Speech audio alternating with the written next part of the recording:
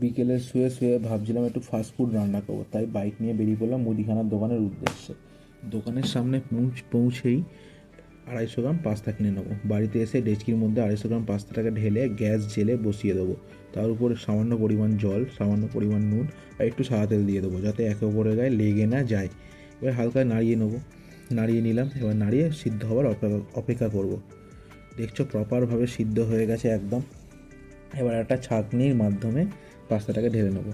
ঢেলে নেওয়ার পর দেখতেই পাচ্ছ একদম প্রপার ঝুরঝুরে হয়ে গেছে। হালকা চিপেও দেখিয়ে দিই, একদম সিদ্ধটাও প্রপার হয়েছে। এবার সবজিগুলোকে ভালো মতন কেটে জলের মধ্যে ধুয়ে দেবো। আর কী কী সবজি দিচ্ছি সেটাই বলছি, তার আগে দেখে নাও। এরকম প্রপার ফাইন চপ করতে হবে, একদম প্রপার। পেঁয়াজ গাজর সব কিছুকে একদম প্রপার ফাইন চপ করতে হবে।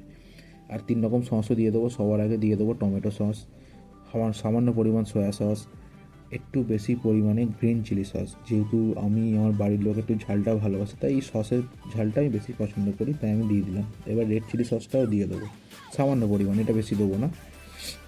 এবার তিনটেকে একদম ভালো মতন করে মিক্স করে নেবো, একদম যতক্ষণ না প্রপার এরকম একটা সুন্দর টেক্সচার আসছে।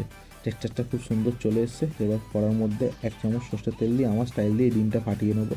ডিমটা ফাটিয়ে মিডিয়াম ফ্লেমে ভুজিয়া করবো। হালকা ভেজে এসছে, এবার ভুজিয়া করে নেবো। নাড়তে নাড়তে দেখতেই পাচ্ছ এরকম প্রপার ভুজিয়া হয়ে গেছে। এবার তুলে নেবো কড়াটার মধ্যে। এবার 2 চামচ সাদা তেল দিয়ে আদা কুচি আর রসুন কুচি দিয়ে দেবো। এবার এটাকে হালকা লাল লাল হওয়া অবধি ভাজবো। ভেজে নেওয়ার পর দেখছি লাল লাল হয়ে এসছে। এবার পেঁয়াজ কুচিটাকে দিয়ে দেবো, সেটাকেও হালকা একদম লাল লাল হয়ে এসছে। এরকম লাল লাল হয়ে যাওয়ার পর গাজর কুচি, এটাকেও 1 মিনিট মতন ভেজে নেবো মিডিয়াম ফ্লেমে। সব কিছু মিডিয়াম ফ্লেমে। তারপরে দিয়ে দেবো ক্যাপসিকাম কুচি আর লঙ্কা কুচি। এটাকেও হালকা মিডিয়াম ফ্লেমে 1-2 মিনিট নেড়ে নেবো। নেড়ে নেওয়ার পর একটু সামান্য পরিমাণ ভিনিগারটা দেওয়ার কারণ হচ্ছে সবজির যে কাঁচা গন্ধ সেটা বেরিয়ে যাবে। দেখতেই পাচ্ছ একদম প্রপারভাবে ভাজা হয়ে গেছে। এবার সামান্য স্বাদ পরিমাণ মতন নুন, একদম স্বাদ দিয়ে এটাকে হালকা মতন নেড়ে নেবো, একদম সামান্য হালকা মতন নাড়বো। নেড়ে যে সসটা ভালো করে বানিয়ে রেখেছিলাম সেই সসটাকে ঢেলে দেবো। ঢেলে এবার নর্মাল মতন যেমন লো ফ্লেমে নাড়বো।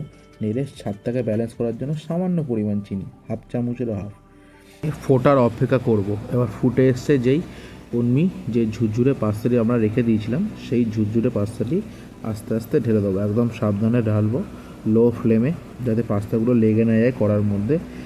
এবার স্বাদ মতন নুন দিয়ে দেবো আর ডিম যেটা বানিয়ে রেখেছিলাম সেটা ঢেলে দেবো।